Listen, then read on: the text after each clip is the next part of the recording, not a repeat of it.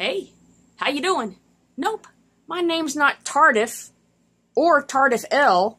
Kind of makes you wonder, are there that many Tardifs that work at the same shop that he's got to have the L on the end of his name? Whatever.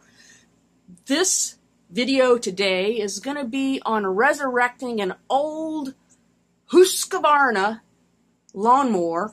The guy that owns it said he got it from his father-in-law. It's been sitting for about 4 or 5 years. So I'm going to show you what I go through to resurrect this. It's a great old mower. No reason this thing shouldn't run like a top. This is a Husqvarna with a Honda engine on it. It's the HU700H. No doubt it needs some attention to the air filter. Oh yes. Mold and mildew. I see he has the fuel tap turned off. That's a good thing. The carburetor, no doubt, will have to come off for a thorough cleaning. The spark plug, it is a torch plug, and I guarantee I'll be replacing that. Check the gas. Whew, I've smelled floor finishes that smell better than that. And since it's been sitting so long, regardless of what the condition of the oil looks like, I will be changing that. Okay, the first thing I'm going to do is remove the carb box so that I can get to the fuel line on the back of the carburetor and drain all the fuel from the fuel tank. I'm going to have to remove that fitting anyway to remove the carburetor to clean it. Now, this is an older style box. It has these shoulder bolts on here. The newer ones have a little socket that goes in there. And to assist me, I use a M6 threaded rod. I cut a slot in there. I'm just going to thread this back in to give me some guides. These Honda carbs are just littered with a whole array of gaskets and other fiddly bits.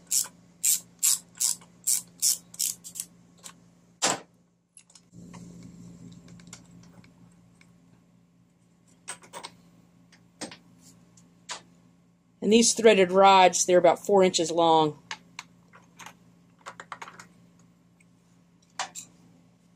They assist with not dropping anything inadvertently. Alright, so now the carb box can easily come off, and the breather tube. Whoa, is that a spider? No, I think that's just a little blossom of something. Scared me though. The next thing is to remove the hose clamp from the carburetor, make sure the fuel tap is off, otherwise I'd have to clamp off the fuel line.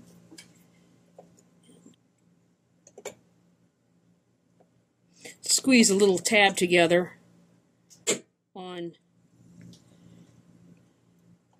this little clamp right here.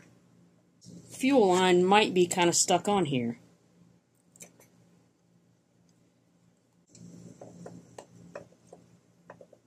Ah, that was tough. And the next thing is to drain the fuel from here. Just have a water bottle there. And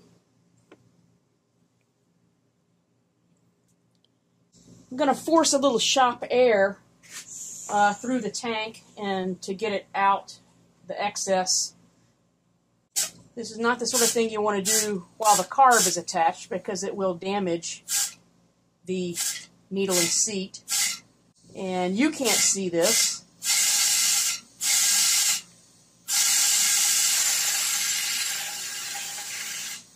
But there is a pretty significant amount of water that's coming out of this tank.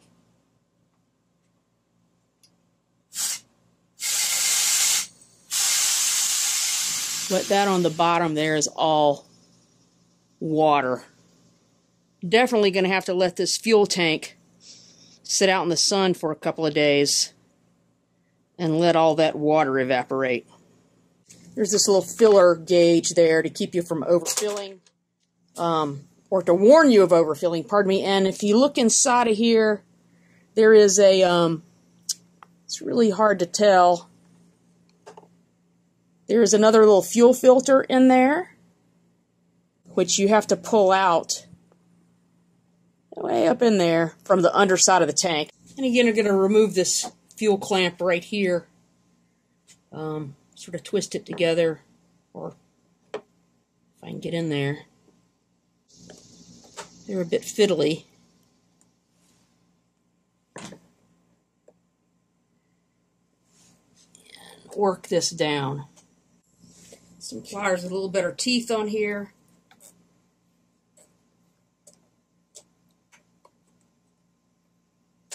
Alright. There's still some water dripping out of there. I should have been able to catch that. But this fuel filter right here just fits into the bottom there. And to facilitate cleaning that filter out, I'm going to force a little bit of shop air in the opposite direction. Not much.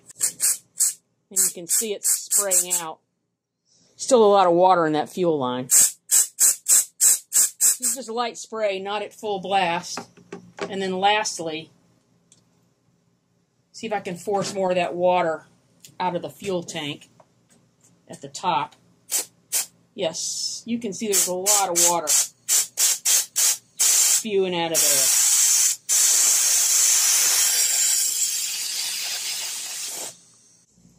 Fuel that I drained out of the tank, I gave it got a chance to settle for a while, and as you can see, all the water in the bottom.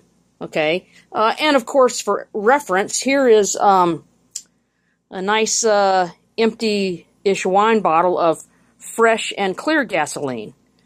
The one on the left, as you can see, looks, I don't know, more like a nice Pinot Grigio rather than the cloudy apple cider-like looking whatever this stuff is that came out. So while I'm waiting for the fuel tank to dry out, I'm going to remove the carburetor. This gasket goes on that hole right there, needs to line up with that hole upon reassembly. There's nothing real mysterious about the choke mechanism. There's a auto choke mechanism there. There's a wax plug up inside of there that when it's operating normally, the choke butterfly is closed, and as the engine warms up, this will turn and open. That will open up and then open the choke flap up. This slides right off. Remove the small return spring for the governor, and then rotate the carb 90 degrees to remove it from the that L-shaped bracket. Some people call that a Z-bend. For those of you that have seen my other videos, you know I'm a pretty big fan of using dirty old gasoline. And you can see what's dripping out of here. I want to get this carb as clean as I can on the outside before I actually run it through my ultrasonic cleaner. And the gasoline that's coming out of here, there's looks like it might as well be came out of a can of Coca-Cola. It's pretty dark. Any old plastic brush, old toothbrush, virtually anything will do.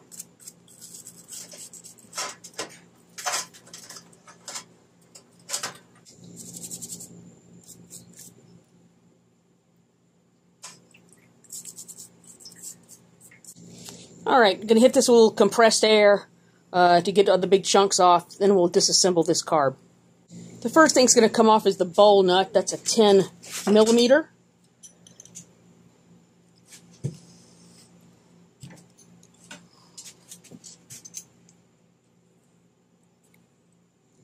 I'd say that's pretty cruddy looking in there. Knock that bowl off. And the bowl gasket, it's a fiber gasket, it came off and it stuck to the bowl. They normally stay right inside of here, and I rarely have to take them out. So all this rust is as a result of water in the carburetor left over from ethanol issues. There is a good deal of rust and goo in there, and you can't even see inside of where that jet is. Remove the float pin, remove the float and the float needle. The needle itself has a rubber tip on it that you want to make sure that the rubber is still gives a bit, and you have to look very closely to see if there's any like ridge or indentation in the rubber where it's been sitting for so long inside the needle seat. The needle seat sort of looks okay. Some bits and chunks of rust in there, and inside the main emulsion tube is just tragic. On the top side of this carb is a screw. The idle jet is under there, or idle circuit.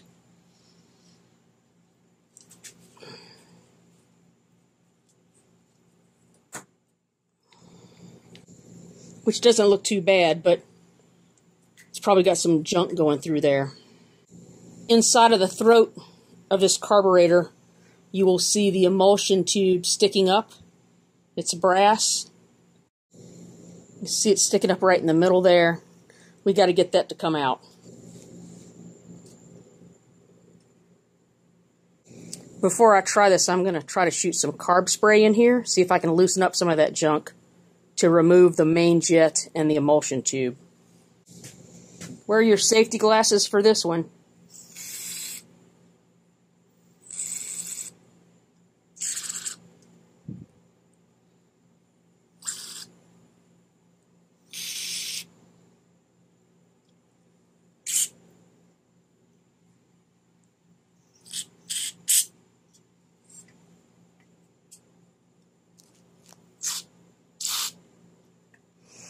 See, that idle circuit is not clearing out, coming out anywhere. It should.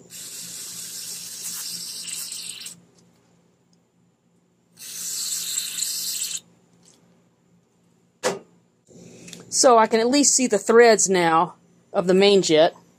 See if we can get that out. And use a screwdriver with flat sides. If you use one with flared sides like this, you will destroy the threads that hold the bowl nut on.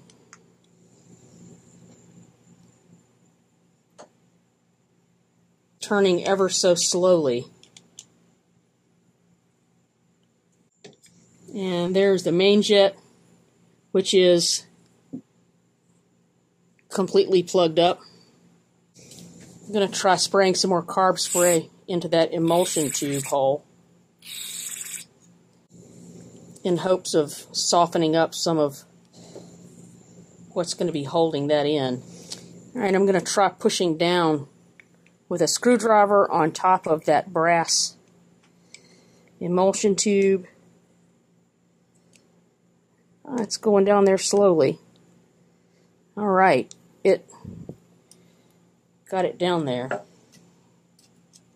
See if it'll come out the rest of the way. There we go. One very clogged up emulsion tube. So, this is going in the ultrasonic bath. I don't normally like to put these plated carb bowls through the ultrasonic cleaner, but I think some carb spray is doing a pretty good job of releasing a lot of that. I believe that's just like rust-colored Jell-O. I'm not sure that there are some parts of the bottom of the bowl where the plating has become damaged.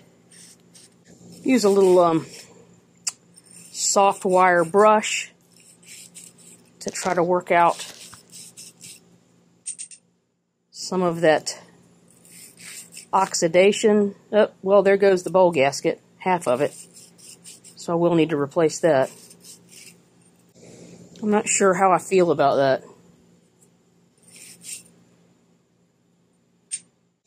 Okay, so I put a soft brass brush on the end of my Dremel. See if I can't deal with this, all this oxidation in this carb bowl.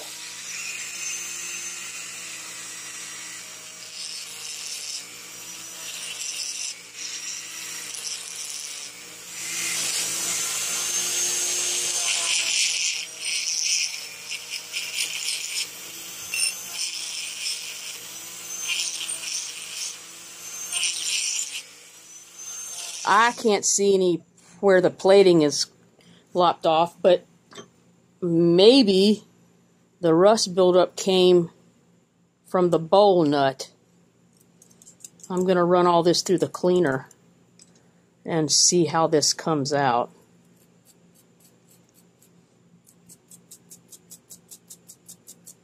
So my preferred solution for anything like this is Pine Sol. It has enough solvent qualities in it to dissolve most any varnishes, bad gasoline. I use like 4 to 1 parts Pine Sol and water, the emulsion tube, the main jet, and set this in the bath. And I'm going to run it for at least 2 20-minute sessions.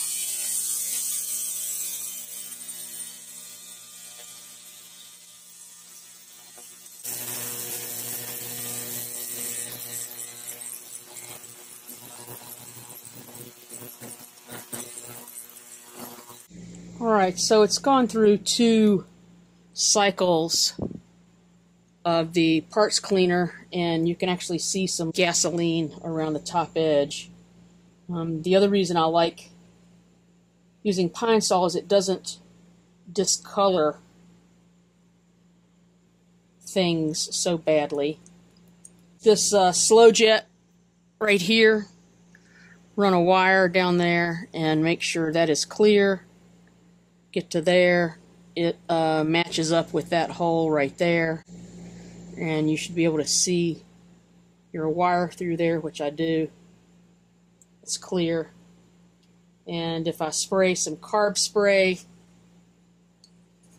in here, hopefully it will shoot out that hole right there, and it does. So we know that idle circuit is clear.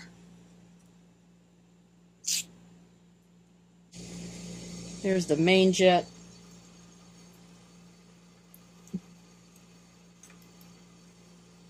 The bowl nut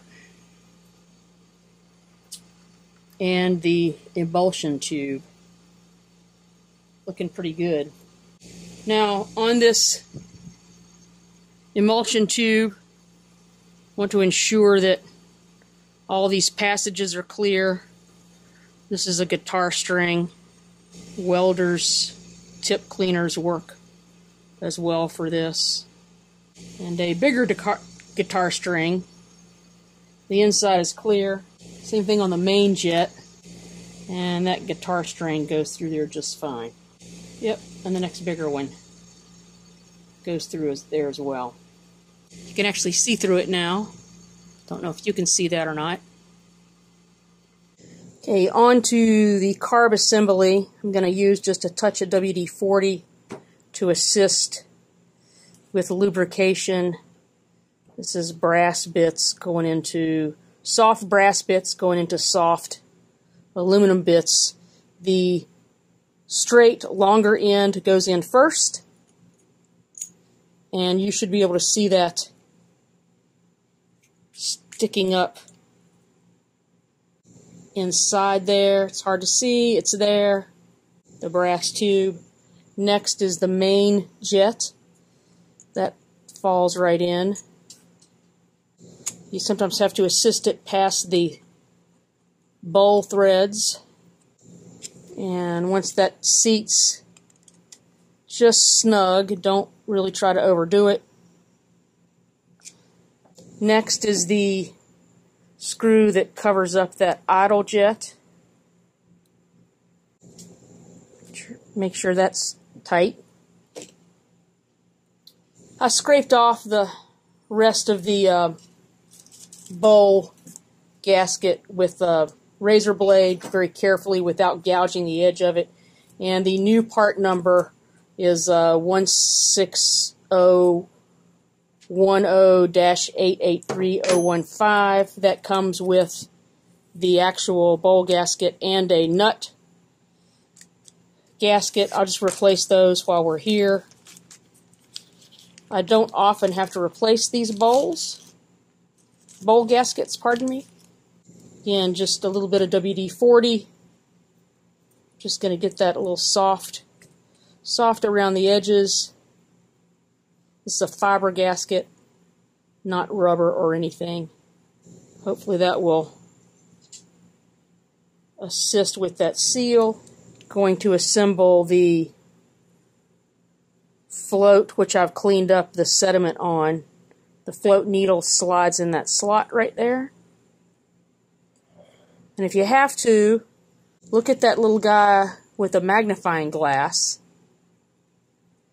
to see if there's any deformation on the edge of that. Carefully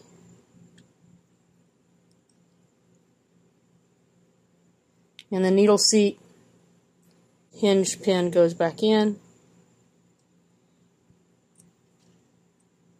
The top of the bowl should be flush there. And I just blew through that just a little bit to see how that it was seating, and it was seating just fine. Next is the bowl. There's no particular way because there's no drain nut on there. Gasket for the bowl nut, and then the bowl nut itself.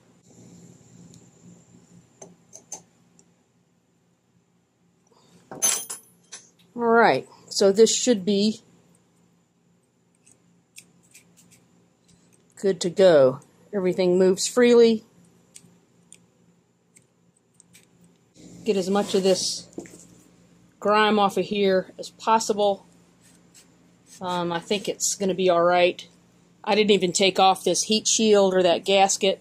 The governor return spring goes in the small hole, and the linkage for the throttle goes in the large hole. Small spring. Get this started. Attach the fuel pipe. Run that hose clamp down to the bottom.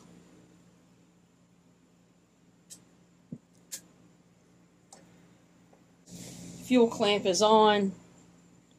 Next is this gasket. Remember, this hole lines up with that hole right there.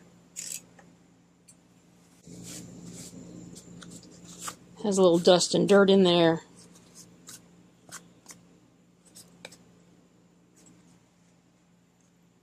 The breather tube goes on right here.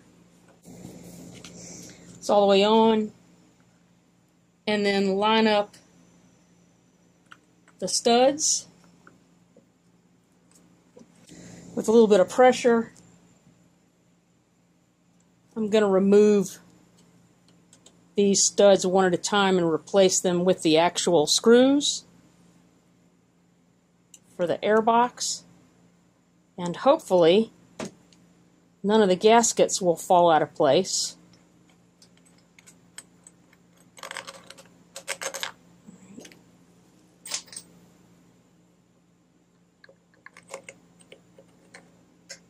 All right.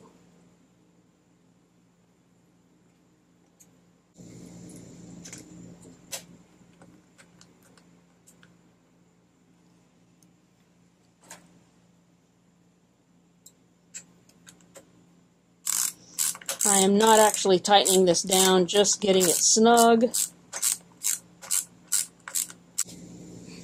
Remove the other stud while keeping some pressure on the carb box. And hopefully we'll have not lost any of those gaskets there. I think we're in good shape.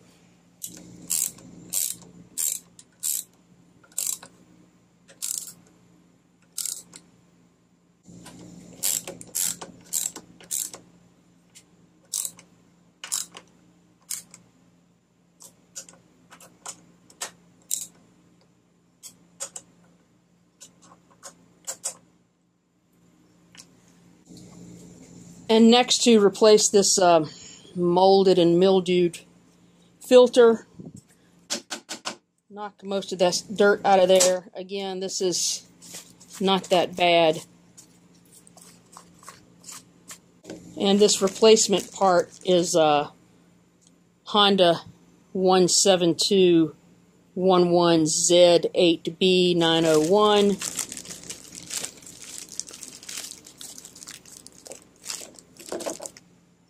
And this filter, there's these two hinged portions. They have to mate up with those hinge pieces right there. And the element goes out, or the paper part faces you. Hang on a second. There we go. There. Make sure both of those tabs are in. This is a 21mm magnetic socket. You can also use a 13/16. I prefer the magnetic sockets. Here we go.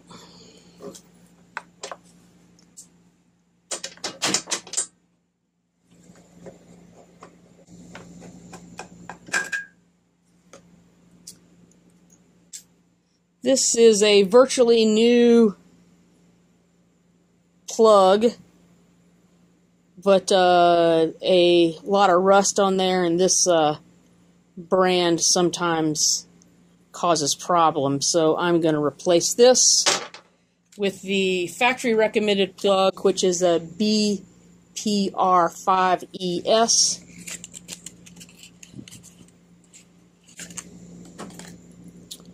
This particular plug has a removable cap. Not all of them do, but I just want to make sure that's tight. And check the gap on here. Should be 0.30 inches.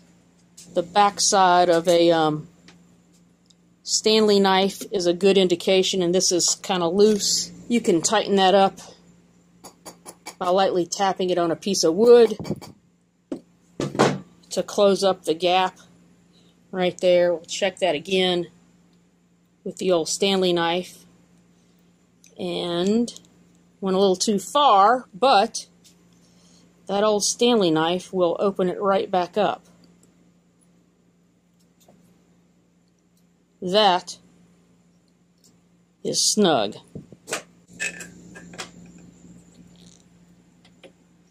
Always start these by hand. It's too easy to cross thread it when you're using a tool. And once the spark plug is all the way seated at the bottom, you want to tighten it only 1/4 of a turn, not even that much. The goal is to compress this crush washer right here. This is an old one. Doesn't take a lot. That's all you're trying to do, is crush that washer. Check the inside of the boot. It looks good. And install it until you hear a positive click. There we go. Next thing, on the right hand side of the machine, we're going to check the oil level. No doubt I'll need to change that. Well, there's not much oil on that dipstick, period. It's just barely there. And on a Honda, you don't even screw it in. You just place it in. So this oil level was almost non-existent. Just a hair on the very, very bottom there. So we'll be changing that out. I've checked that the gas tank is clean, and typically this could come out, but I think it's going to be alright. Just leaving it in there. It should mate up with the bottom. Okay. And put that hose clamp back up on there. Next thing is to add some fresh fuel. And I'm going to check for any leaks. I don't feel any fuel there. Next is to turn on the fuel tap and see if there's any leaks at the carburetor. And I feel no fuel leaking out anywhere around the carb. The next thing I'm going to do is drain out what little oil was actually in this thing. It was not a lot, and replace that with fresh oil.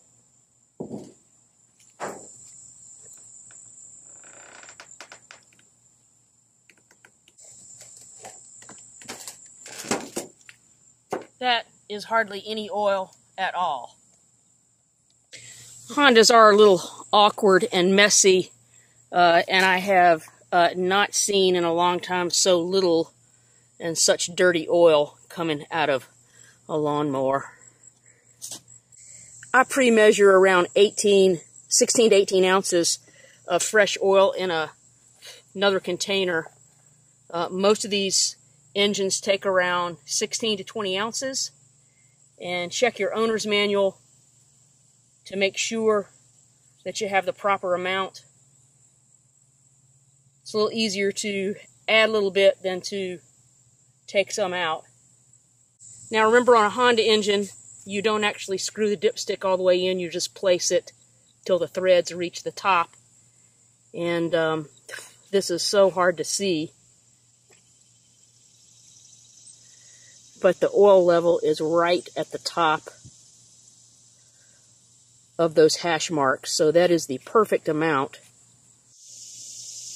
Okay, I've lubricated all the cables and the wheels, and I believe this is what they call in the business the money shot. After 5 years of sitting, give her a whirl.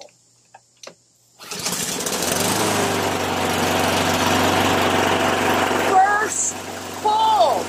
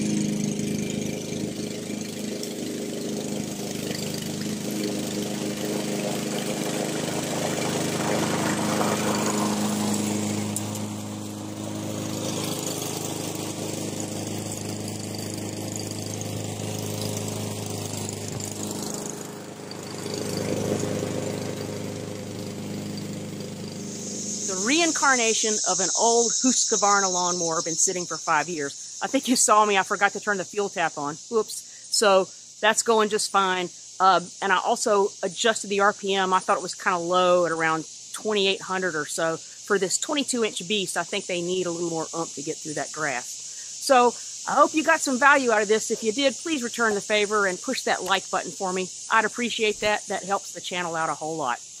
All right, remember, I'm the Lawnmower Lady, and as I'm fond of saying, mow happy. Thanks for watching.